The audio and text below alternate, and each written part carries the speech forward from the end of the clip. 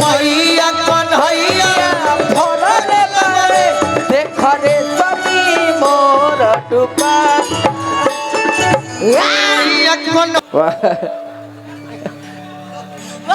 चीटी लग गया। राधिका जी कह तरीके माई हम का कहीं तहरे कन्हैया के बारे में। ए मैया मैया ए मैया मैया कन्हैया कन्हैया फरल बड़े का हो आ देख रे समी मोर दुपाटा। हे मैया कन्हैया भरल बारे देख रे समी मोर डूबा मैया कन्हैया फरल बड़े देख रे समी मोर दुपा।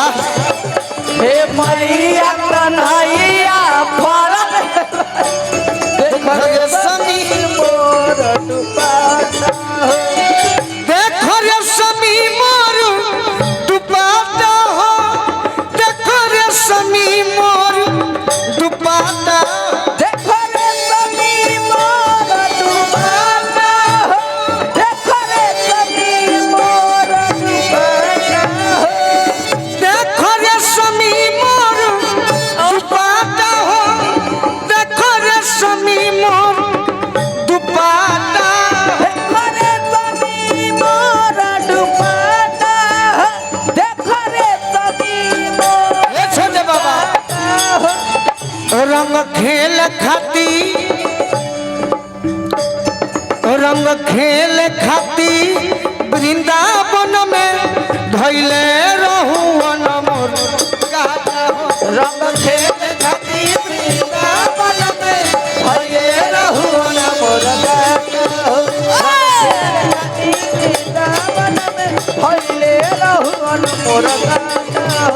ए मैया कन्हैया फरल बड़े देख रे समी मोर ए कह तरीकाए कहिए माई तारी कन्हैया पहले के कन्हैया कैसन रहने धर्मेंद्र भैया कैसन माखन चुरावत रहले। आज के कन्हैया देखी जिलेबी के फेरे में ग्वालन के लेके संगवा हो संगे साहब पिचकारी में भर के रंगवा हो। लेके संगवा हो पिचकारी में भर के रंगवा हो। ग्वालन के लेके संगवा हो पिचकारी में भर के रंगवा हो। ग्वालन के लेके संगवा हो पिचकारी में भर के रंगवा हो। ये बात पर तहरा राधा बने के चाहिए। बाकी अब 2026 में विवाद नहीं खींचाते दीती तू आधा बाकी गलती करो तारू का ग्वालन के ए पर राधा बन जा हम बताई आधा बनतड़ी तू गोलू राजा बन जा हम अदिति बनतनी देखो कैसे देखा कैसे अच्छा लगी तो ताली बजाई सब। देखा राधा जी आई एक बार आदित्य खातिर ताली बजा दीजिए। आए हाय अर्धनारी अर्धनारी राधिका बने के कहे ग्वालन के हुल्ले के संगवा हो। हे मामा ता कहे ने कंस मामा कहीं लंक से दे दी है तो क्या करूँ। अरे पिचकारी में भर के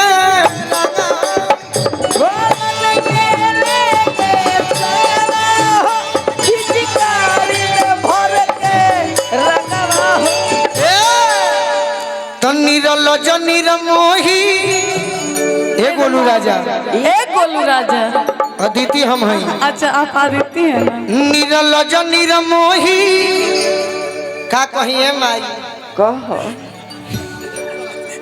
कहा ये आदित्य कहा अरे निरल जनिर मोही इज्जतिया के हमारा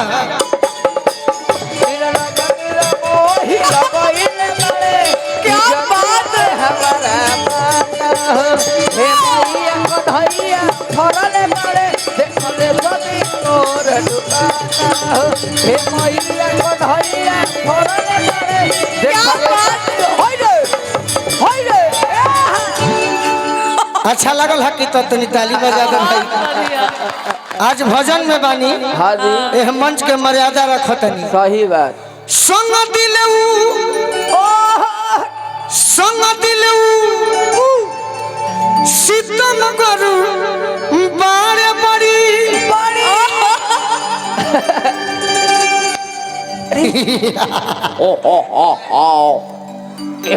तनी सुनी ना सुनी राजू भैया जिलेबी मंगा दी गरम गरम यही खातिर रुसल बड़ी भौजी गुरहिया जिलेबी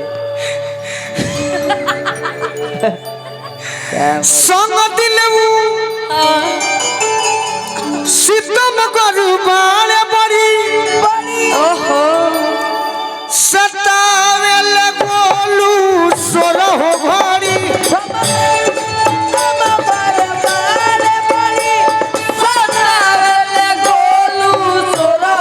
संग दिलऊ सीतम गरु बारे बड़ी सतावे लगोलू सोरहो घड़ी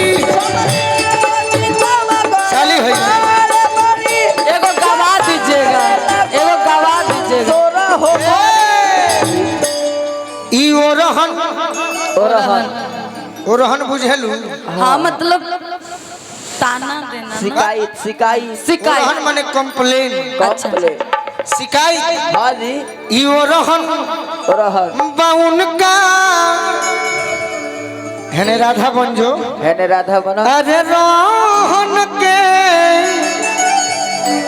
आई है तो मरी हो चाचा हो ई ओरहन बाउन का आई है तो मरी है ई ओरहन बाउन का आई है तो मरी है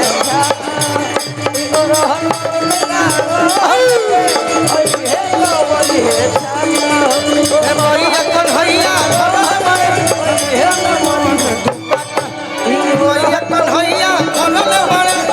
हे बाग भैया मैया कन्हैया मरल पड़े समी मोर दुपट्टा ए मैया कन्हैया छोड़ल पड़े समी मोर दुपट्टा हे मैया कन्हैया छोड़ल पड़े समी मोर